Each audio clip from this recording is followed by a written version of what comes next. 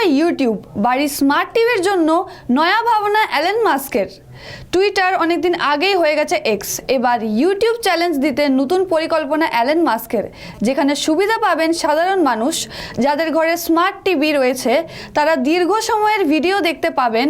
এর জন্য স্মার্ট টিভিগুলিতে এক্স অ্যাপ লঞ্চ করতে চলেছেন এলন মাস্ক গুগল মালিকাধীন ইউটিউব প্ল্যাটফর্মকে।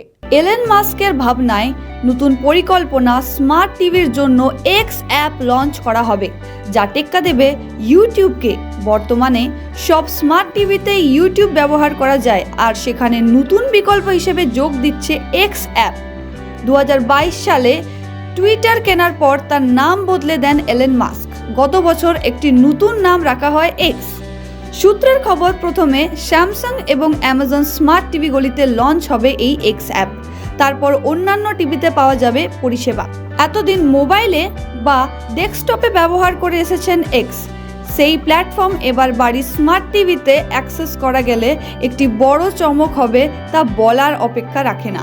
এর ফলে সাধারণ মানুষের মধ্যে এক্স অ্যাপের জনপ্রিয়তা বাড়তে পারে বলে মনে করছেন অনেকে। তবে এলন মাস্কের এই পরিকল্পনা আগামী দিনে সফল হবে কিনা সেটাই এখন দেখার।